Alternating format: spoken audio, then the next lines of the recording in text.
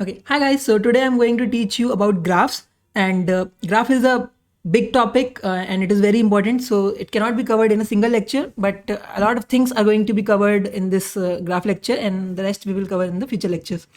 So we will start from the absolute basics. Even if you don't know anything about graphs, we will be this lecture is still for you. And two of the main graph algorithms will be covered in this lecture. Those are DFS and BFS. And the way in which I'm going to explain it to you, it's going to be very intuitive and obvious, so that even if you have amnesia sometime, you can still remember these things, like how you don't forget how to add two numbers if you lose your memory. And a lot of other important graph things will also be covered, like the different type of graphs and yeah, how to represent graphs, etc. Let's start. About me, I'm Utkarsh Gupta, and I am an upcoming Google software engineer. I'm also one of the best competitive programmers in India. And yeah, so you can see some of my ranks, and I'm red coder on CodeChef and Codeforces both. So yeah, so let's get started.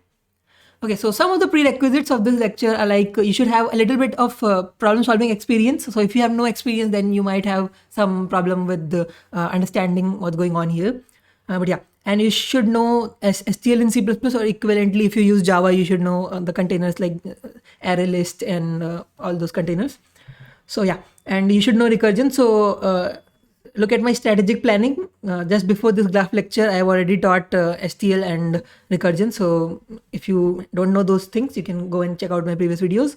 And yeah, you should pay attention to this lecture. So that is very necessary, because I'm continuously going to challenge your mind in this lecture, and you have to figure things out on your own. And I'll just be helping you through this lecture. So yeah, let's get right into it. So first of all, what are graphs and why do we need them? Why did anyone think of graphs? Like, why did anyone invent them? So let's look at this simplified model of some roads and some buildings. So like you have your house here, you have your school here, and there are some roads, and it looks kind of like this. I mean, this is a very simplified model, but you get the general idea. Now let's see a completely different thing. So this is like we have a bunch of different people, and we are showing the LinkedIn connections between them. So like these two people have a LinkedIn connection, these two people have a connection, these two people have a connection, and so on. So if you look at these two, you can already see a lot of similarity in them, right? So you can already see a lot of similarity in these two. And that's why, so if you notice that similarity, so you will understand that any place where there's a network, like if you are distributing electricity or something, if you are having water pipelines or anything, so anywhere there's a network, you will see this kind of similarity. And even the problems and the solution approaches are very similar. So look at these two problems, for example. In a LinkedIn connection, if check whether a person is your first, second, or third connection. So first connection is like if it's your direct connection. Second connection is like it's a connection of a connection, and so on. So, and if you want to find the minimum number of roads that you have to change to get from home to school, or something like if there are bus routes and you want to get from one city to another city, and you want to find the minimum number of buses that you have to change. So yeah, so these problems are actually very similar, and you use the same algorithm to solve them. So this is a thing that whenever programmers or mathematicians find similarities in unrelated problems, so what they do is they try to generalize it so that they don't have to do the research multiple times. So they come up with an abstract structure, and in this case, that structure is called graphs. So yeah, this is what a graph looks like. We have some nodes or vertices. So these 1, 2, 3, 4, 0, 1, 2, 3, 4 are vertices, and the lines joining them are edges. So vertices or nodes are like entities. They can represent like buildings or people on LinkedIn or anything. You can have some information about anything, and those are nodes. And then edges represent the relationship between the entities. So we can say that 0 and 1 are adjacent. So if there is a edge between two nodes, they are called adjacent. So like 0 and 1 are adjacent, 1 and 3 are adjacent, and so on. So when there's an edge, depending upon what the graph is representing, it means that there is some relationship between these two nodes. So if these nodes are representing people on LinkedIn, then these lines are representing the connections between them. Yeah. So this is in like basically this is what a graph is. Now there can be a lot of different types of graphs. We're not going to cover all of them. Some of them will be covered in the future lectures. But yeah, for right now, let's cover two basic types of classification: directed and undirected, and weighted and unweighted. So we have directed and undirected graphs. So in directed and undirected graphs, so in some graphs, what you have is you basically have a direction in the edges. So you can see here that we have some arrows on these edges, and in some graphs there is no arrow, so it is like unidirectional or bidirectional. Yeah. So when you have these arrows, this could mean that the relationship is one-sided. So for example, if you talk about the LinkedIn follower system, so it is like I could be a follower of someone, but that person does not follow me back. So then there should be an arrow on this line, because otherwise it does not store the complete information about who follows whom. And then if you talk about undirected graphs, then this is like LinkedIn connection. So already if B is a connection of C, then automatically C is a connection of B. So you do not need to store any direction. And in the directional graph, even if you have like one-way roads, so that information can be represented using directed graphs, because maybe if this is a city and there's a one-way road from city B to city C. So yeah, you can use directed graphs there. Let's talk about the other classification now, weighted and unweighted graphs. So in weighted graphs, there is some extra information called the weight on the edges of the graph. So for example, you can see here that on each edge, there is some extra information there, like 1, 2, 2, 1, and so on. But in this unweighted graph, there is no extra information. Now, what does this extra information represent? So it can represent a lot of things. For example, let's say if these are roads, so this can represent like a length, like the length of the road, or maybe the traffic on that road. And if these are like flights, like these are various cities, the nodes are various cities, and you have a bunch of flights there. So maybe this can store how much time it takes to get from one city to another city using this flight, or maybe the amount of money that you have to spend. So yeah, so if there is extra information there, then yeah, you can use weighted graphs for that. So we will see how these work later. But yeah, so from a problem solving point of view, an unweighted graph is same as a weighted graph which has all edges with the same weight. So if all of the edges of a weighted graph are weighted 1, then or maybe even all of the edges are 5. So it does not make sense to say that all edges are having the weight 5. You can just say there are no weights, and you still have the entire information stored with you. So yeah. Now, how do we represent a graph in a computer program? So we have seen how graphs look, but you cannot have such diagrams in a computer. So how do we represent a graph? So there can be a lot of ways to represent it, but we are looking for something that is efficient in problem solving, that is efficient in various algorithms, etc. So one way is to just, store a list of all the edges. And that is not very useful, because if you are working with a graph and then if you want to find the connections of a certain person on LinkedIn, then you don't want to go to every pair of connection and see if it belongs to that. It will be very inefficient. So let's talk about some efficient ways of storing a graph. So the first method is to have the adjacency matrix representation. So in this, what we do is, if we have like 5 vertices, we will make a matrix of 5 cross 5 like this, and you can see that any edge that is there, like for example 1, 3, so we have that element 1, 3 as true. Now again, if the graph is undirected, obviously this matrix would be symmetrical. That means if like 0 and 4 are connected, then obviously 4 and 0 are also joined with each other. So yeah. Now one drawback is there.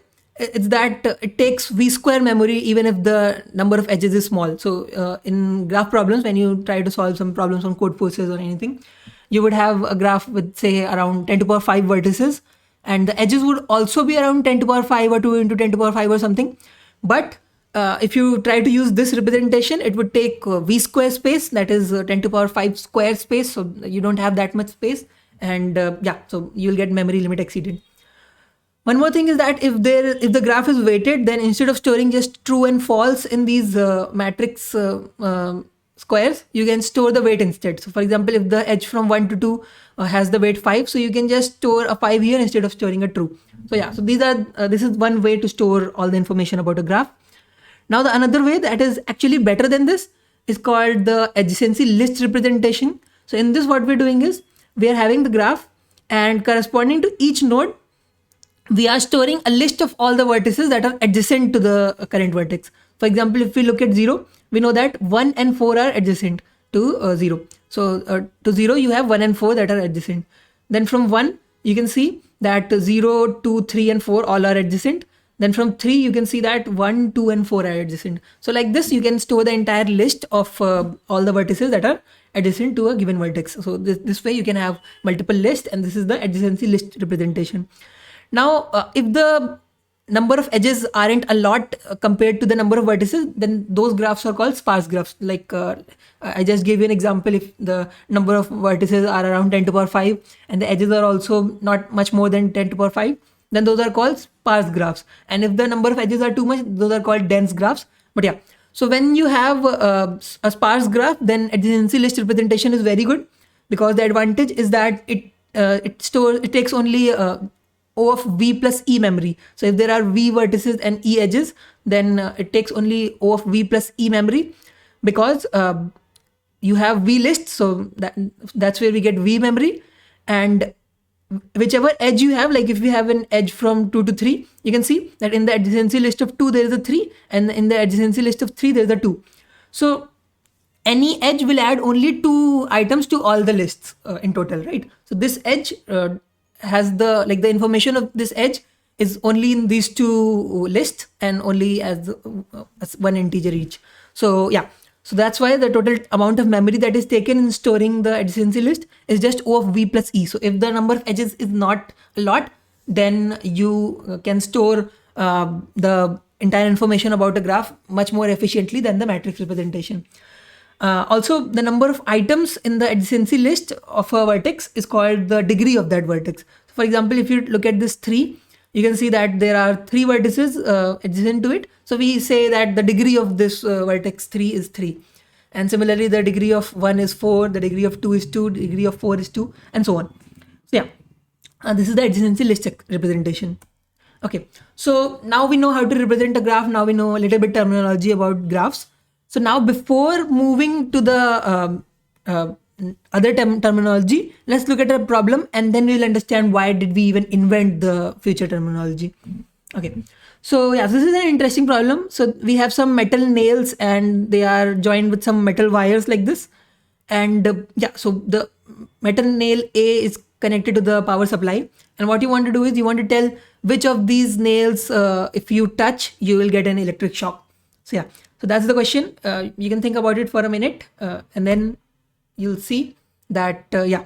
So if you touch A, F, E, or C, then you get an electric shock. But if you touch B or D, then you do not get an electric shock. So why does that happen? Because B is not connected to A directly or indirectly. So that introduces the concept of connectivity in a graph.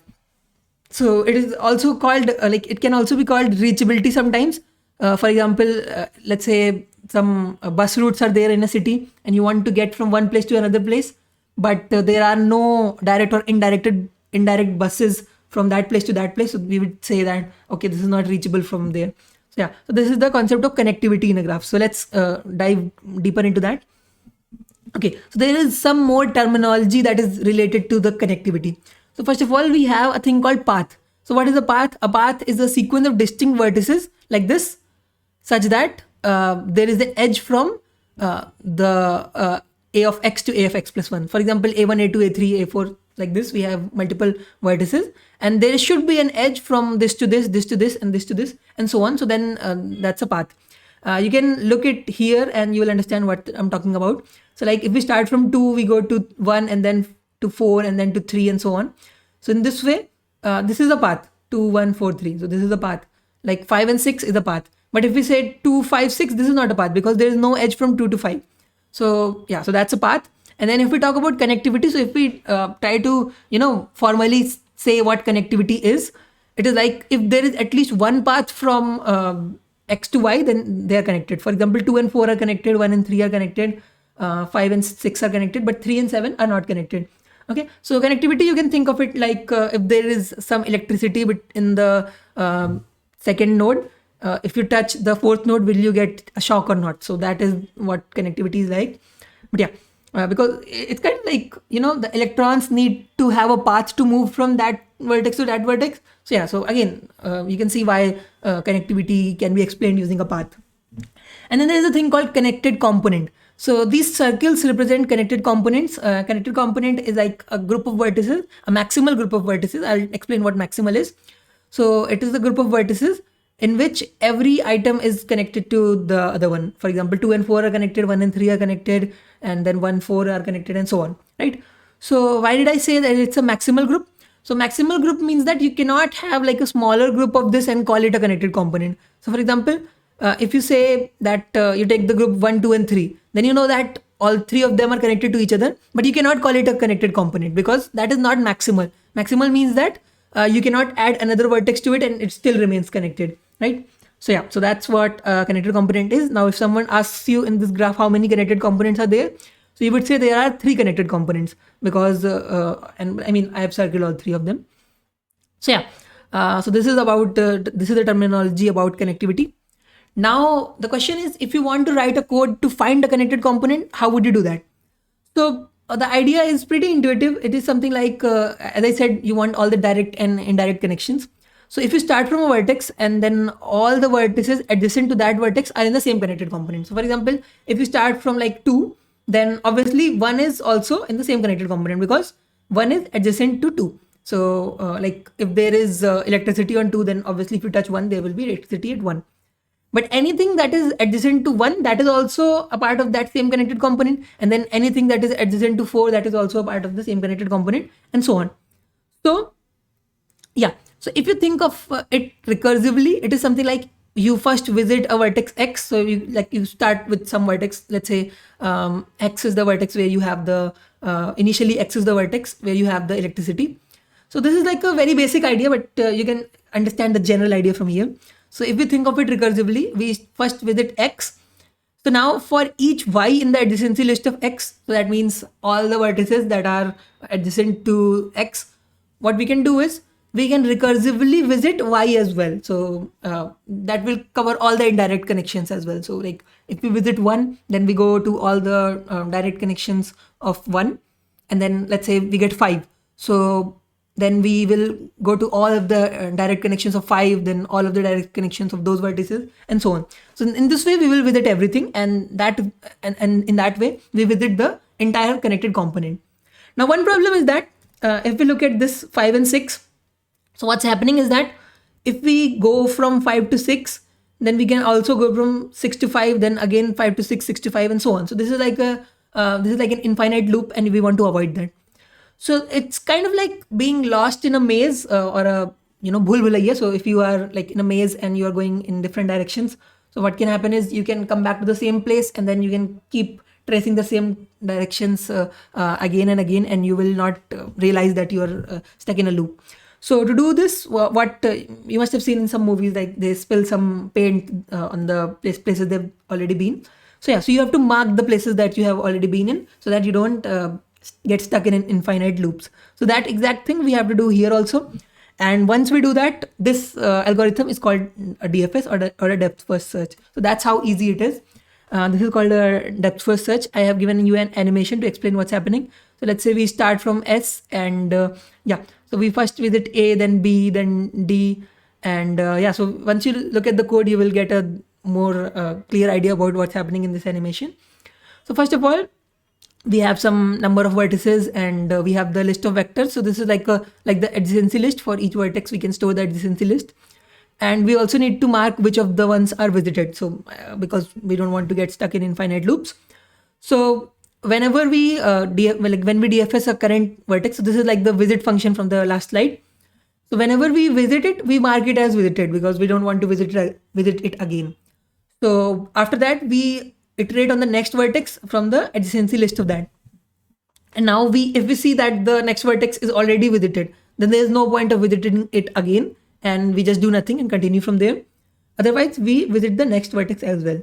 So what will happen is if you call like say DFS of 1 or something, so then all the vertices that are all the vertices that are connected to 1 or are in the same component as 1, they all will be visited exactly once. So this is called a depth first search or also a depth first traversal because we are traversing or traveling the connected component. So yeah, so because we firstly go as deep as possible in a certain direction before going elsewhere. So you can see here as well that once we go from S to A and then we go to B, D and so on. So we do not go to C until we come back from this place. Like if we go here and we get stuck in a dead end, then we will come back and go to C. But if we do not get stuck, then we don't go to C. So that's why it is called a depth first search, because we are picking a direction. Like if you're in a maze, you pick a direction and you go as deep as possible in that direction before you come back and try the other directions. So yeah, that's what this is. And yeah, let's move to the next slide.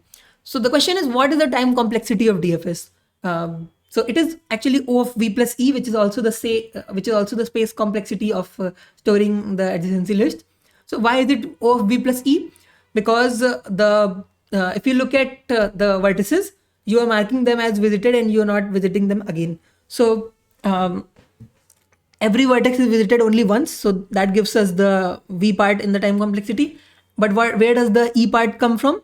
So that's because any edge is not considered more than twice. So you can see that the adjacency list of each vertex is traversed entirely.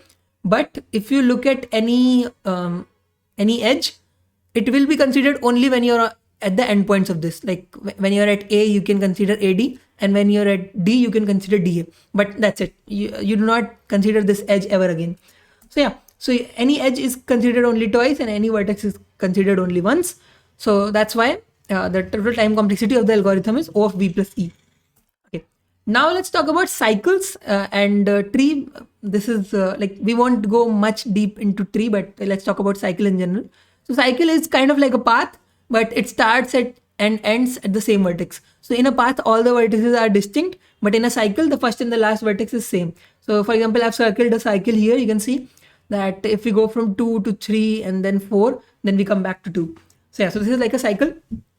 And but you cannot say that 1 and 4 is not a cycle. You cannot say that you go to 4 from 1 and then again 1 to 4, because like it is not allowed to use the same edge again. So yeah, you want the distinct vertices and the edges also have to be distinct. So this is like a cycle. And then if you do not have any cycle in a graph, and if the graph is connected, then that is called a tree. So we will see why it's called a tree in the future lectures. This time that's it for trees. And if the graph is disconnected, then that is not called a tree, that is called a forest. So because forest is like a collection of trees. So if you take any connected component in a forest, that would be a tree, because that is already not having any cycles and it is connected also.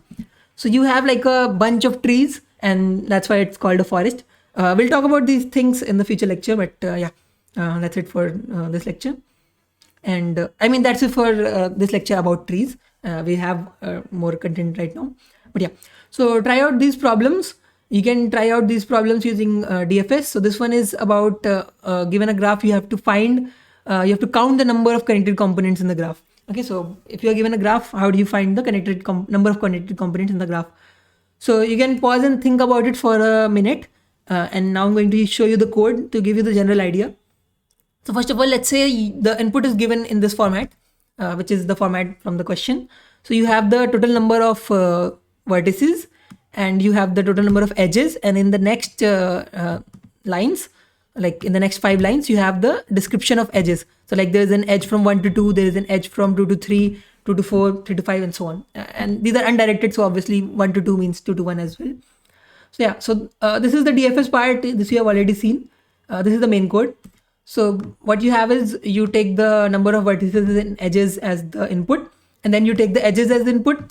So you take x comma y, and then you push y in the adjacency list of x, and you push x in the adjacency list of y. So yeah, this is like storing the edges in the adjacency list. If the graph was directed, I wouldn't have written this part, because then there is the direction there, but it's not there, so I'm doing both. And yeah, so we start with the answer is 0, and we go to all of the vertices of the graph. And if it is already visited, then we continue, because like we have already visited that, so that means that connected component has been counted. But yeah, so if that is not visited yet, so we visit it, we perform a DFS, and then the entire connected component will be marked visited, and we increase the answer by 1, because we found a new connected component. And then if we find another vertex of that same connected component, we will just continue, and we will say that, okay, this connected component we have already counted. So in this way, we get the total number of connected components in the graph. So you can try this problem out on your own and try to write the code without seeing mine, and you can submit it and see if it works. So this problem is on a directed graph. You can try that one out, and this is like a finding connected components on a grid. So I've given a hint here. If you talk about a grid or a maze, even that is the graph. So you can see this maze, like the white squares are the ones that are accessible. So each white square is like a node in the graph, and then you have 4 edges, left, right, up and down, like this. You have 4 edges, and like sometimes the edges are not valid because there's a wall there, but up to 4 edges can be there. And when you're working with grids, you do not need to have adjacency list or adjacency matrix or anything. The graph you can find implicitly. So let's say if you are at the vertex x comma y, so you can easily go to x comma y plus 1 or x plus 1 comma y. You can easily go to them, and these are the 4 vertices. These are the 4 vertices that will be adjacent to that, x plus 1 or x minus 1 or y plus 1 or y minus 1. So instead of writing the code 4 times for these, you can kind of store all the moves of the graph into arrays like this. So you can see that we have 2 arrays dx and dy, and if we take 2 corresponding elements of these, this is like the direction that we're moving in. So let's say we're increasing x by 1 and we're not changing y, or maybe we are increasing y by 1 and we're not changing x, and so on. So like you can try out this one. If you don't understand, you can write the code 4 times as well. But yeah, finally you have find a path in the grid. So again, that is something like you're working with a grid and you have to find a path as well. So let's see this problem actually. Yeah, so in this one, what you have to do is you have like a grid, and from A to B you have to go. So you have to print the path as well, like you're going left, down, right, up, and so on. So to do that, basically what you will do is, okay. So basically what you would do to do that is you have to keep track of which direction you went in to find it. For example, if we are doing a DFS from this point and we go here, here, here, here, here, and so on. So we have to keep a track of which direction we went in. So I think you should try it on your own. So yeah, so you can try that one. And connected component in grid also I have already talked about. For example, if some of these are blocked like this, so we will have multiple rooms kind of thing, like a portion in this maze that is not accessible from the rest of it. So we have to count the number of portions. And now this one is find a cycle in a graph. So this also you should try, but it is kind of something like, if we look at here, yeah, so we have a cycle here, A, B, D, and you need to write an algorithm using DFS to find such a cycle. So you can see that while we are visiting a certain vertex, we can mark it as red. So you can see that A is red, B is red, G is red, and when we get stuck in the dead end, we go back and it is not red anymore. So it is kind of like if we are in a red vertex and we have an edge to another red vertex, that means there is a cycle. Except if you have only 2 vertices, like if you have A and B and you again go back to A, then that is not a cycle. That is the single edge. You cannot use it twice. So what you can do is, while doing the DFS, you can also keep track of from which vertex you came here. For example, if we have like A, B, D, and so on. So if we go to from A, B, D, after that, if we go to F, so at this, when we reach this F, we can keep a track of the fact that we came here from D. So the edge that goes to D, that one is not valid. So we will ignore that one. And all the other other edges we will consider. And if any of them point to a vertex that is already red, so that means that you have a cycle. So that's how you can do it. You should try it on your own and try to submit this problem here. And yeah, so this is about finding a cycle in a graph. Now let's take a look at the next algorithm, that is BFS. But before we do that, let's take a look at a very common problem that will come up multiple times. So again, let's say this is the roads in the city model. So now we want to find the minimum number of roads to get from our house to the school. So for here, for example, here the answer is like 2, because we can go 1, 2 like this.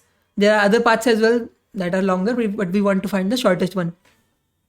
This is also similar to finding whether a person on LinkedIn is like your first connection or second connection or third connection and so on.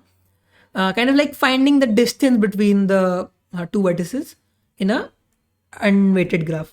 So right, so this is, in general, it is called the shortest path problem in unweighted graph, because we have a unweighted graph. We are just talking about the number of roads.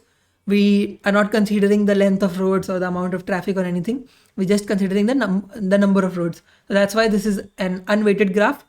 Each road is like just counts as one road. So yeah. So the general idea to solve a problem like this would be like, if you're at home, then the distance from home to home is 0. And anything that is adjacent to the home is having the distance 1. And anything that is adjacent to the distance 1 is having distance 2. And if you have some more things, if anything is like, wait a second, we have a 0 here, and then these two are 1, and then these two are 2, and so on. So if you have some more vertices here, then you can say like they will have distance 3, and so on, right? So because you start with 0, anything that is adjacent to that is 1, anything that is adjacent to those, that is 2, and so on. So in this way, we have to kind of grow this thing. So that's why we're moving like in the breadth of this. Instead of going deep, we are moving in the breadth, we're going as wide as possible. So that's why it is called breadth first search. And the idea is simple, but how do we implement this in a computer program? So we need to learn a data structure called queue for this. If you know already about queues, you can skip ahead, but I'm going to take a minute to explain this. So queue is a FIFO data structure, which is first in, first out. So like a normal queue, it is like the person who comes first, he will leave the queue first from the end. And yeah, so you do not need to implement the queue on your own. It is already there in STL++. So yeah, so you have queue, you can clear it, you can find the size, you can empty it, etc. You can find things like these in the STL lecture that I did earlier. And then these are 3 main functions that we are going to be using. This is push, front, and pop. So push is like inserting a new value into the queue that will be inserted to the end of the queue.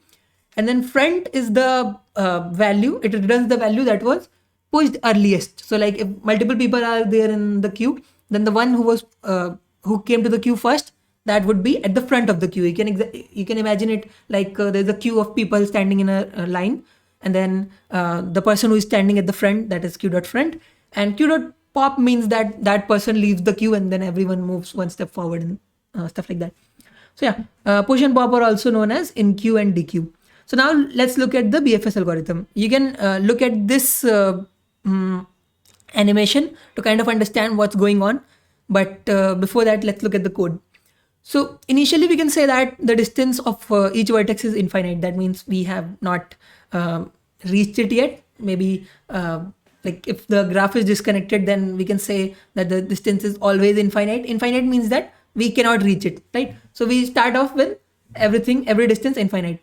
And then the distance of source has to be 0, because as I said, if you are at home, then the distance from home to home is just 0. So then we have a queue, and we push the source into the queue. Now, since the queue is a FIFO data structure, what will happen is the element that is pushed first, that will be popped first. So the distance of source is 0, and then all the vertices with the distance 1, we will be pushing them into the queue now, because all the vertices that are adjacent to the source, we will push them into the queue. And since it is a FIFO data structure, that means all the vertices with the distance 1 will be popped before any vertex of distance 2 is popped. So that's why all the answers that are getting stored will be correct. So basically that's how our BFS works. You can see that I'm taking the current vertex as the front of the queue. Then I'm popping the queue because now we don't need that in there. And the next vertex is the, like we are iterating to the adjacency list of the current vertex. Now, if we haven't seen that vertex already, so we put it in the queue and we say that the distance of that is the distance of current plus 1. So you can see in this example also that we will start with the distance of 1 as 0. Then all of these will have distance 1. Then this one will have distance 2. This will have distance 2. And this will have distance 2, and so on. So that's how it will work. You can see this animation to exactly understand what's happening. When we go to 2, we are pushing these 2 in the queue. When we go here, we are not pushing anything in the queue because this has already been pushed, and so on. So yeah, you can read this to get a general idea about why this works. Now let's talk about the time complexity of BFS. So again, the reasoning is similar. The complexity is O of v plus e, because each vertex is visited only once and the edge is considered only at most twice. So edge is considered twice, that is quite obvious. Why is the vertex visited only once? So that is something like, if you look at this, okay, so if the distance is infinite, we change the distance and it is not infinite anymore. So we will never visit it again, and every vertex is pushed into the queue also only once. So that's why every vertex considered only once, every edge considered only twice, and that is O of v plus e. So now let's see some other problems. This time we will use BFS for these.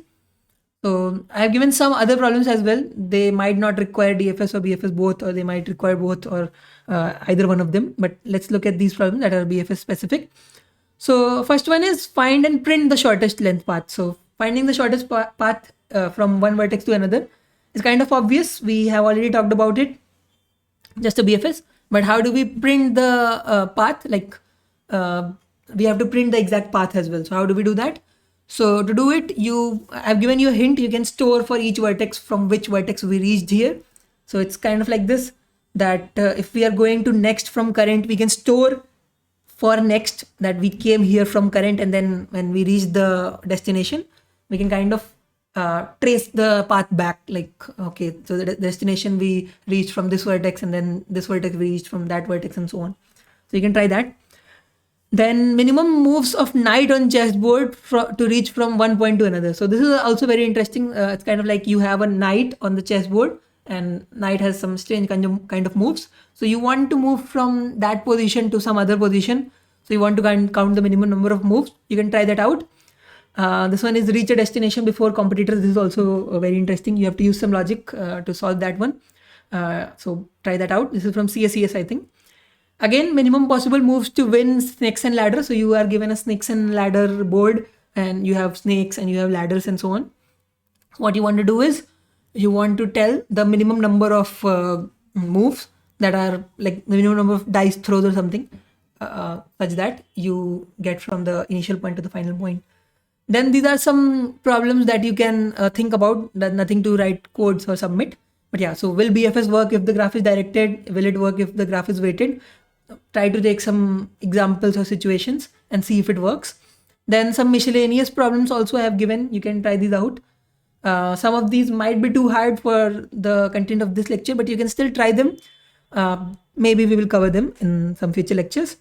And that's it, folks. So yeah, in the future lectures, we will talk about some other things, some other important things like trees, weighted graphs, bipartite graphs, directed graphs, and a lot more things. So there are a lot more things. I don't even want to write the names here because it will just scare you.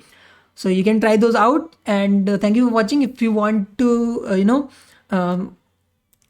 if you want to watch these videos in the future, you should subscribe to my channel because I will be posting them. And thank you for watching, and I'll see you next time.